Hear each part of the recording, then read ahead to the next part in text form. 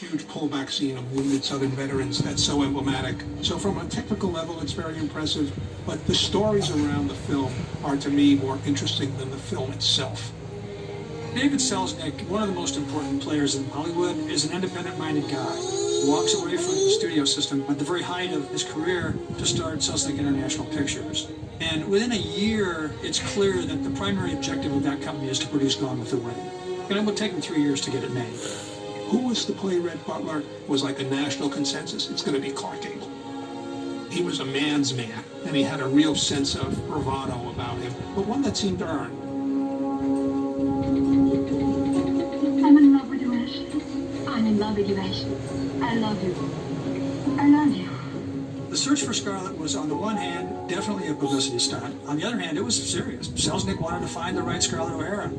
Selznick was already shooting on the backlot before Scarlett was even cast. He still didn't have his lead actress. David Selznick is standing watching the burning of Atlanta, and his brother Myron walks up with Vivien Leigh and says, "I'd like you to meet Scarlett O'Hara." Ashley, I love you. Scarlett. I love you, I do. I think it's incredibly hard to separate Vivien Leigh from Scarlett O'Hara.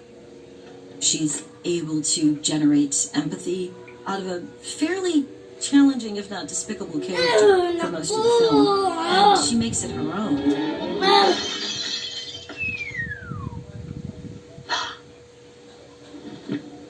As the war started? If you're going to tell that story, you have to have black people as slaves. Miss Scarlett, what are we going to do but not to feed those sick folks and that child?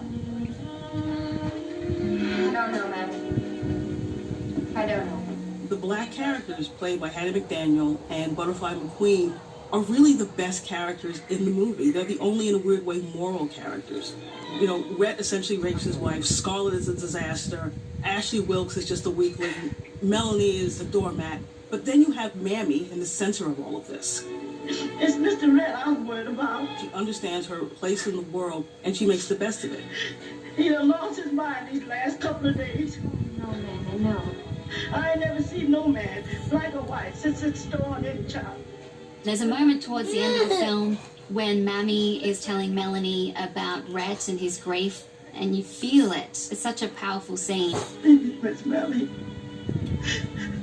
I'll do what I can, baby.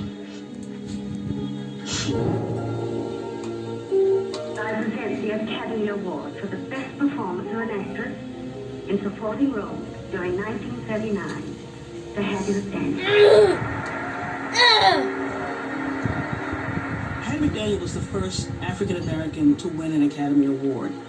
And even in how that happened, she couldn't sit with the rest of the cast. She was sitting in this area near the kitchen. It's one of the happiest moments of my life. It wasn't like she was now going to go into great leading roles. She continued to play maids. And she made this really interesting comment where she essentially said, you know, I'd rather make $10,000 playing a maid than make $10 being a maid. I sincerely hope I shall always be a credit to my race and to the motion picture industry. My heart is too full to tell you just how I feel. And may I say thank you. God bless you. The cinema, roll 5, Alfred Hitchcock. David Selznick's next big idea after deciding to do Gone with the Wind is to hire Alfred Hitchcock. Hitchcock made these great British thrillers for which he became famous. Best among all of them, The 39 Steps. By the end of the 30s, he's the leading artist of the British cinema, but he understands that he's working in a very financially limited system. He also sees the war coming, and he's very happy to come to America and work for Selznick under a 6-film contract, starting with Rebecca. That's it. That's Mandarin. Rebecca was based on a novel by Daphne du Maurier about a young innocent woman who moves into this old Gothic house. This is Mrs. Danvers. And her life becomes entangled in mystery. How do you do? She feels like she can't possibly compete with Rebecca, her husband Max's dead wife. You think the dead come back and watch the living? I don't believe it. Sometimes. I wonder if she doesn't come back here to Mandalay. Watch you and Mr. De Winter together. Hitchcock was brilliant at putting the audience in the place of the character through the subjective use of the camera, what he used to call pure cinema. The assembly of pieces of film to create fright is the essential part of my job. I believe in putting the horror in the mind of the audience and not necessarily on the screen. His films took a genre and essentially made the genre the director's own. Hitchcock really was the master of suspense, and he deserves that title.